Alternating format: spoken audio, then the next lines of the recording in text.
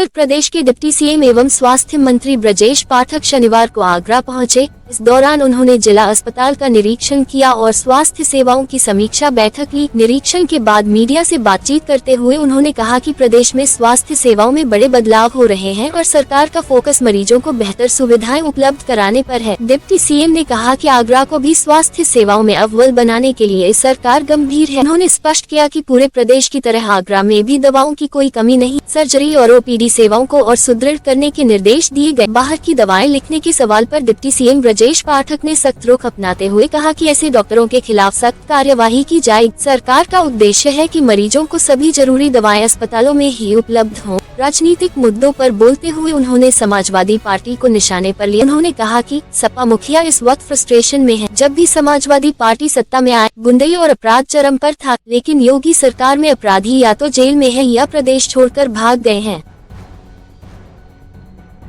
देखिए, medical colleges में और जो स्वास्थ्य विभाग है, दोनों की व्यवस्थाएं अलग अलग हैं। जो जिला अस्पताल से लेकर के स्वास्थ्य आरोग्य मंदिर तक कोई भी दवाई बाहर से जो लिखेगा उसके खिलाफ कड़ी कार्रवाई की जाएगी। हम किसी को बर्दाश्त नहीं करेंगे। आज हमने साफ साफ निर्देश दिए हैं। मेडिकल कॉलेजेस में भी हमारे स्टोर में जो दवाइयां उपलब्ध है वो उपलब्ध रहेंगी और जेनेरिक मेडिसिन यदि आवश्यक है तो लिखने के इनको निर्देश दिए गए हैं। यदि कोई ब्रांडेड मेडिसिन लिखता है चिन्हित किसी को फायदा पहुंचाने के लिए, उसके खिलाफ कड़ी कार्रवाई सुनिश्चित। जिला अस्पताल में आज भी ऑक्सीजन प्लांट बना हुआ है, लेकिन बाहर से ऑक्सीजन ली जाती है सर क्यों? नहीं, ऑक्सीजन प्लांट हमारा जो है वो चल रहा है और यदि खराब है तो उसको दुरुस्त करा जाएगा। आपने जो सवाल उठाया है इसको हम जांच करेंगे। कौन सी मशीन खराब है? अच्छा, पैथोलॉजी की जांच।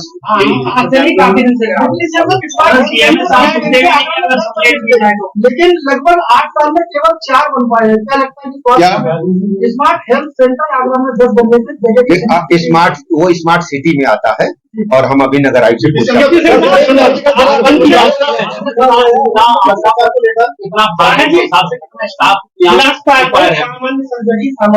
हो रही है। यहाँ पर बेसिकली कैंसर यूनिट की बोझ बन रही है। देखिए,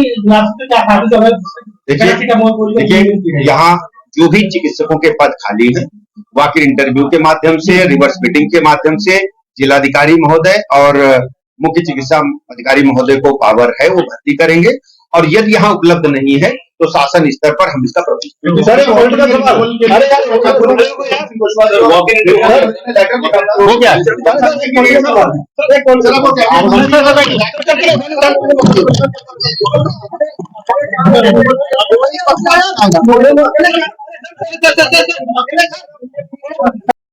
परिवार कल्याण विभाग की पूरे जनपद की बिंदुवार समीक्षा संपन्न हुई है। इस समीक्षा बैठक में हमारे साथ माननीय विधायकगण, हमारे जिलाधिकारी महोदय, अन्य जनप्रतिनिधिगण उपस्थित रहे हैं। हर स्थिति में आगरा जनपद को सर्वश्रेष्ठ जनपद के रूप में हम सबको स्थापित करना है। हेल्थ सेक्टर में बेहतर से बेहतर लोगों को सुविधाएं मिले, उसके लिए कोई भी कमी नहीं रहने दी जाएगी। हमारे पास कोई भी दवाई की कमी नहीं है। स्टोर में सभी दवाइयां उपलब्ध हैं। मुख्य चिकित्सा अधिकारी महोदय से निर्देश दिए गए हैं कि सभी अस्पतालों में दवाइयों की पर्याप्त उपलब्धता सुनिश्चित करने के साथ साथ हर स्थिति में किसी भी मरीज को अस्पताल में संतुष्ट करके हमें वापस भेजना है। सर्जरी जो ऑपरेशंस हैं उनकी संख्या बढ़ानी है, उसमें क्यों नहीं लगने देना है। ये आवश्यक है तो तत्काल हमें सर्जरी करनी है। और जो स्वास्थ्य आरोग्य मंदिर से लेकर के डिस्ट्रिक्ट लेवल के हॉस्पिटल और मेडिकल कॉलेजेस में हर स्थिति में मरीजों को हम संतुष्ट करेंगे और उनको कोई परेशानी नहीं होने देंगे। 17 सितंबर से लेकर के 2 अक्टूबर तक माननीय प्रधानमंत्री नरेंद्र मोदी जी के जन्म दिवस से लेकर के महात्मा गांधी जी के जयंती तक हम लोग सेवा पखवाड़ा मनाने जा रहे हैं। उसकी भी बिंदुवार तैयारियों के निर्देश दिए हैं। सेवा पखवाड़ा के दौरान कई विभागों के समन्वय के साथ सेवा पखवाड़ा संपन्न होगा। स्वास्थ्य विभाग की विशेष जिम्मेदारी है कि रक्तदान शिविर, इसके अलावा हेल्थ कैंप बड़े स्तर पर लगाए जाएंगे, जिनमें मेडिकल कॉलेजेस और विशिष्ट जो हमारे चिकित्सक हैं, विशेषज्ञ चिकित्सक हैं, वो भी हेल्थ कैंप्स में उपलब्ध रहेंगे।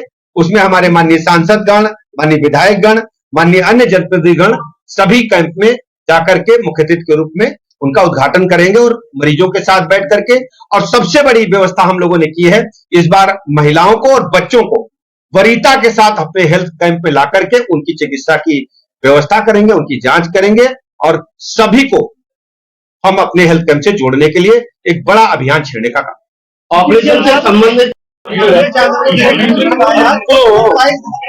देखिए, समाजवादी पार्टी के मुखिया पूरी तरह से फ्रस्ट्रेशन में है। उनको अच्छी तरह आगरा की जनता, इटावा की जनता, पूरे प्रदेश की जनता याद दिला रही है कि जब जब समाजवादी पार्टी सूबे में सत्ता में रही है, गुंडई, लफंगई, बदमाशी, पकड़ सामान्य बात थी। आप लोग भी गवाह हो।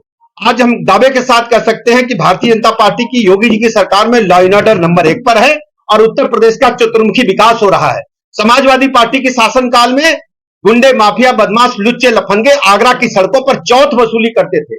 आप सबको पता है कि ढंग से अराजकता का अड्डा आगरा को बना करके रख दिया था।